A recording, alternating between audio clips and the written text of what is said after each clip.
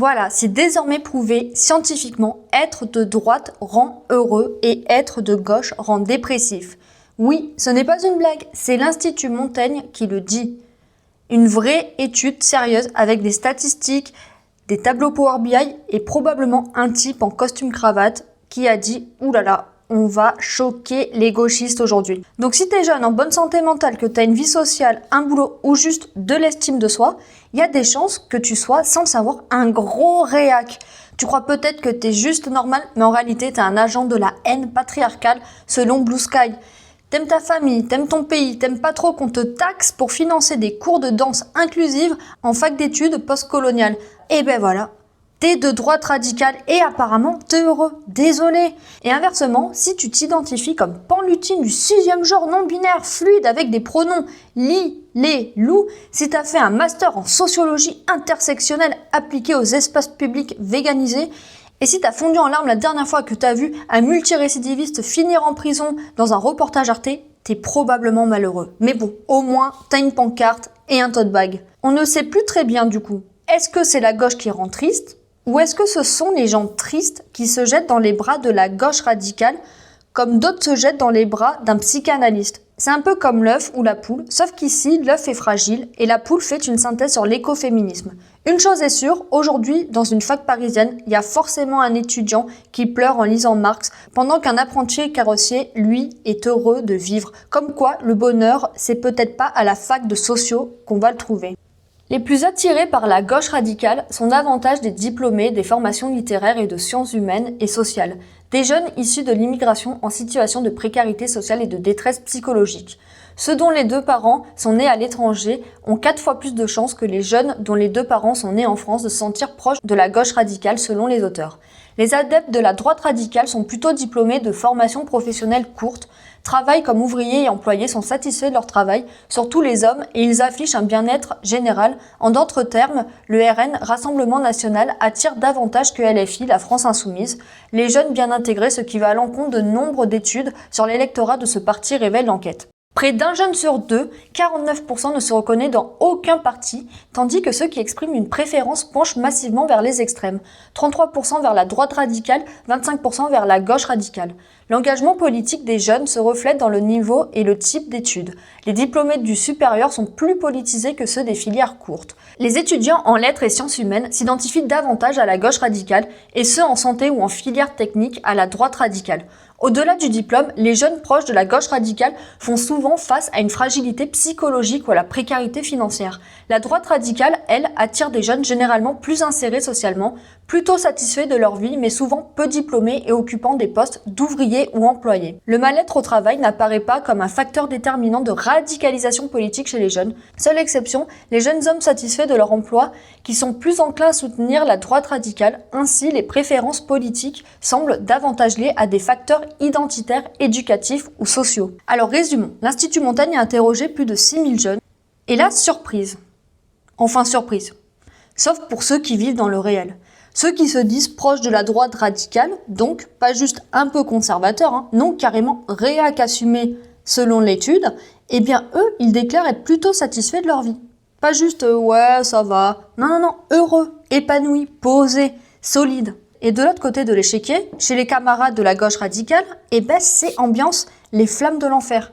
Les jeunes qui se revendiquent proches de cette mouvance, tu sais, ceux qui tweetent « La France me dégoûte en buvant un latte éthique », eux, ils vont pas bien. Précarité, mal-être, faible estime d'eux-mêmes, vision ultra noire de l'avenir, bref, un dimanche pluvieux permanent dans leur tête. Diplômés en lettres modernes appliquées à la justice sociale, spécialisés en mémoire des plantes colonisées, souvent issus de parcours compliqués, parfois de l'immigration, parfois de familles éclatées, parfois juste de la faculté de Nanterre, et toujours en lutte contre tout et surtout contre eux-mêmes. En fait, c'est simple. T'as une France qui bosse, qui galère parfois, mais qui tient bon. Et t'as une autre France qui revendique, qui panique, qui culpabilise et qui finit par réclamer un revenu universel parce que travailler, c'est violent. La première France se dit « je me démerde ». La deuxième se dit « je milite ». La première se lève à 6 heures, la deuxième se couche à 4 heures après avoir fait un live Twitch sur la fin du patriarcat. C'est pas les mêmes fuseaux horaires. Et ce que ce rapport montre, c'est que même dans les classes populaires, les jeunes qui penchent à droite gardent une forme de dignité. Ils disent pas que tout est la faute du système, de la colonisation ou de la météo. Ils encaissent, ils avancent. Pendant ce temps-là, à la gauche radicale, c'est révolte permanente. Contre tout, contre l'État, contre la police, contre le genre, contre le langage, contre le bruit des pas d'un mec viril dans un couloir. Et surtout, contre le fait d'avoir à se lever le matin. Ah, et petit bonus, ce sont les jeunes de droite radicale qui financent par leurs impôts et cotisations les aides que réclament les jeunes de gauche radicale. Le jeune réac en salopette paie pour que le jeune gauchiste puisse faire un atelier collage intersectionnel à la MJC.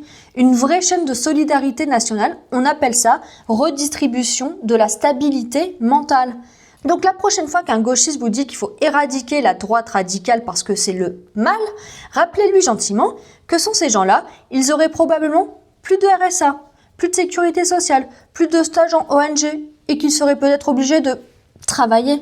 Et là, effectivement, c'est panique à bord. Burnout Express, syndrome de l'imposteur, retour à la case, pleurs sur TikTok. Attention, hein, personne n'a dit que les jeunes de gauche radicale sont malheureux à cause de leurs idées. Peut-être qu'ils étaient déjà un peu en vrac émotionnellement et qu'un jour, entre deux crises d'angoisse et une montée de stress post-capitaliste, ils se sont dit « Tiens, et si je faisais une licence en anthropologie queer anticapitaliste avec option permaculture décoloniale ?» Peut-être que c'est juste une coïncidence.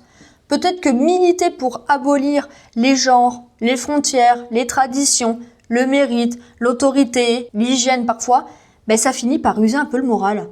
À force de tout remettre en question, même la gravité, peut-être que t'as juste envie de t'allonger dans l'herbe et de pleurer sur les traumatismes hérités du néolibéralisme transgénérationnel. Et à l'inverse, se sentir homme, sans culpabilité, aimer la France, sans ironie, vouloir bosser, sans se sentir esclave du système, fonder une famille, sans devoir demander un QR code d'acceptabilité morale à Twitter, c'est peut-être pas si toxique que ça. Peut-être même que ça rend heureux. C'est dingue, hein? Faudrait presque l'interdire. Et pendant ce temps-là, ceux qui veulent tout abolir, le genre, le travail, les frontières, les logiques de production, la logique tout court, sont en train de se reconstruire psychologiquement entre deux ateliers de poterie intersectionnelle et un cercle de paroles non genrées. C'est un peu paradoxal, ils veulent déconstruire la société, mais reconstruire leur moi intérieur. Résultat, le collectif s'écroule, mais leur ego prend cher aussi, un combo gagnant. On les embrasse, hein. C'est pas facile de vivre dans un monde aussi oppressif, surtout quand on refuse obstinément d'en faire partie. Faut de l'énergie pour passer ses journées à dénoncer des trucs, surtout quand tu refuses systématiquement tout ce qui pourrait t'aider à aller mieux. C'est presque un talent à ce niveau-là. Alors voilà, si t'en as marre d'être mal dans ta peau, mal dans la société, mal dans ton genre et mal dans ton avenir, tente un truc de fou. Lis un peu Zemmour. Accepte ton hétérosexualité, trouve un taf et regarde le monde avec un peu de recul. Apparemment, c'est le seul traitement efficace que même la Sécu n'ose pas prescrire. Et pourtant, les résultats sont là. Cliniquement observés, validés et très mal vus sur Blue Sky. Bref, si t'as aimé cette petite analyse pleine d'amour, like, abonne-toi et partage cette vidéo à ton cousin qui te parle tout le temps de réchauffement climatique, mais qui prend l'avion pour aller faire son burn-out à Bali. Et toi, sois honnête. Est-ce que t'as déjà pensé à voter à gauche juste parce que t'avais passé une sale semaine? Tu sais, genre t'as raté ton train, t'as oublié ton mot de passe, et là tu t'es dit, allez, c'est sûr, c'est la faute au patriarcat. Balance ton témoignage en commentaire, on fera un groupe de parole, mais sans subvention. À la prochaine, tchuss!